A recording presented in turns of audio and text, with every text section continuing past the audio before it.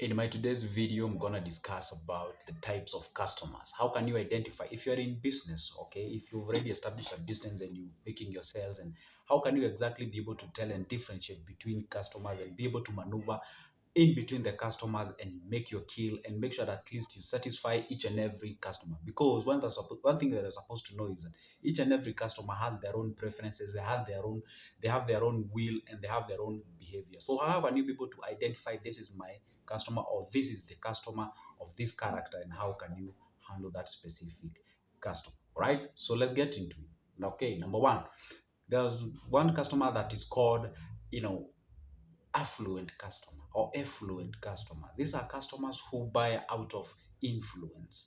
These are not customer. These are customers who doesn't really know much about the product that they want to buy, but they want to buy it because couple of his or her friends have bought the item, and they have seen, or he or she has seen the item working, or device working, and be and he or she is like, okay, I want to also get that specific device, I want to get that specific product, because he or she has seen people with the product, right? Maybe he has seen an advertisement in a TV, maybe it's a certain form, maybe a certain product, maybe a certain car. So when this customer doesn't know much about that specific item, but he or she finds it like, okay, I think it's a nice thing to have, so I think I should have it. All right. So you the one person to know that exactly how can you handle this specific customer. But make sure you don't discourage the customer, because once you tell them any negative thing about that specific product that has brought that customer to you, the customer is likely not to buy.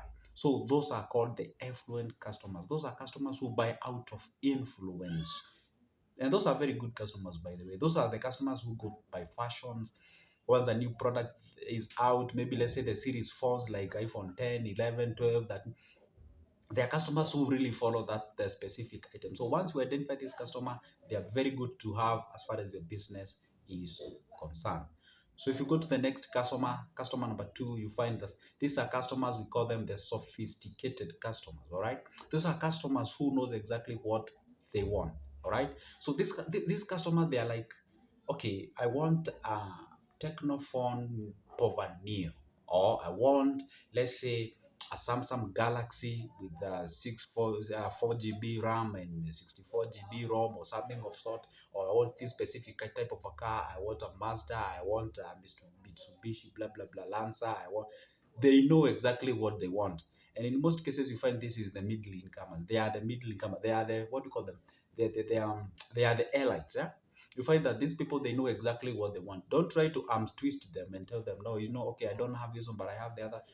It is good to offer alternatives, because so that is being wise, so that you don't lose the customer. But again, be in consideration of the specificities of these specific customers. Make sure that at least you, even if you're gonna introduce a new thing or a different thing from what they came for, make sure that at least it also matters the same qualities as he or she was willing to buy.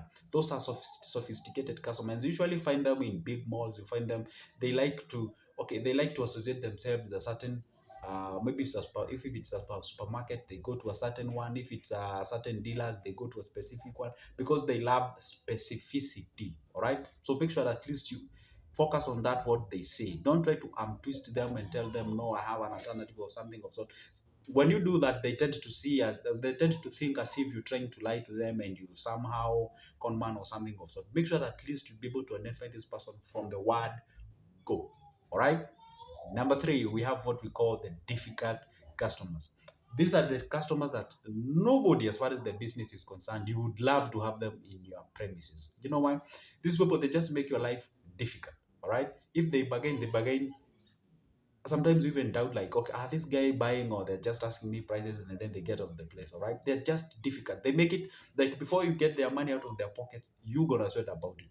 And these are the customers who make you get sharpen your skills as far as the sales is concerned. All right, these are the customers who they tend to question, and they downgrade or they downplay your thing. Like if you tell them, okay, this is a very nice trouser, it's a khaki, it's an original one, does this and the other, they tell you, no, I think it has been torn here, I think it doesn't fit properly, I think the color is not nice, I think those, they tell you million reasons as why they should not buy the product. But in the process, one thing you're supposed to know is that as much as they're trying to downplay the item or downgrade the item, it's also we call it, it's a wise way of trying to make sure that they get the best price. All right.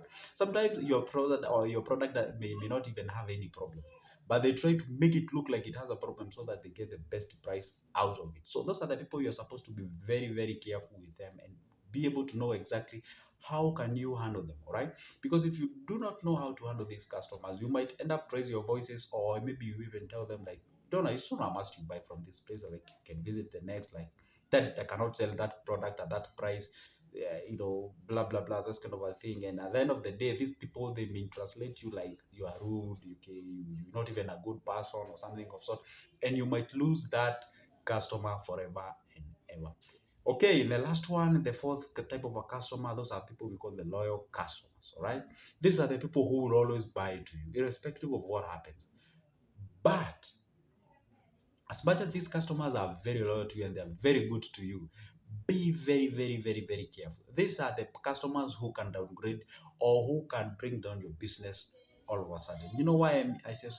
These are the customers who bring on board other new customers. Remember, a satisfied customer will always bring a new customer to you. Or when they come next time, they come with a new customer. So those are the people who, when you have discounts, those are the people you should consider first. Those are the people who you should consider to tell them, keep updating them, like, I have a new stock, or I have a new arrival of stock, I have discounts on Thursdays, Friday, or whatever. How do you do offer discounts? Sometimes you can offer what we call the deliveries if it's their home is not far from where you do your sales. These are the customers who you're supposed to appreciate each and every time. Those are the customers who you should ask questions. Why do you think I should improve? Why do you think was there any problem with the product? And whenever these customers approach you and they tell you like, yesterday's product, maybe let's say you sell milk, and then they tell you like, yesterday's milk wasn't good and there's something wrong with it. So don't make it look like like you're trying to defend yours from your side and say like, okay, I think nobody has complained about the milk, so why are you? Don't bring that kind of a discussion. So make it look like you appreciate what they have just said and ask them, oh wow, okay, what happened? Okay, I get it, right? So that is exactly how you're supposed to handle your different types of customers. But remember, these loyal customers are very, very sensitive. All right, be very careful. Remember, these are the customers who, once they get dissatisfied from your premises and they get out of their premises, they are the first people who they try to show other customers how bad you are and how your products are not even fit or they are not even of standard. So be very careful on how you handle these customers, because if you miss these customers, remember, in my channel I talk about investing, how can you establish a business, but rarely do people talk about how can you handle customers once we have saved, once we've established a business. How do you handle customers? How do you move along with them? How do you be able to get the critics from them? How do you grow from their critics, and so on and so forth?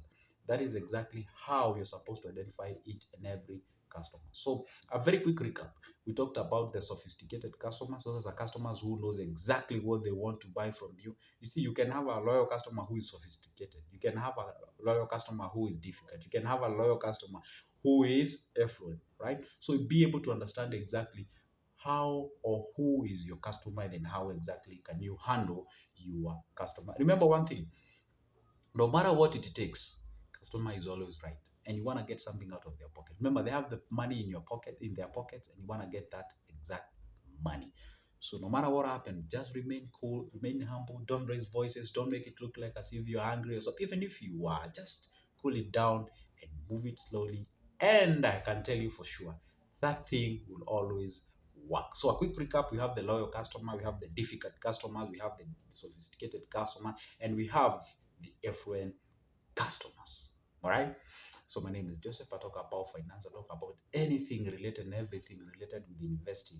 Why do we save? Save with the purpose for you to make sure that at least you establish what we call a business, so that at least you can have what we call the financial freedom. So if you love that kind of a content and that kind of a videos or something of sort, consider yourself part of my family by simply doing a very free thing of subscribing to my channel, like the video, comment below, and share if it's possible from your side.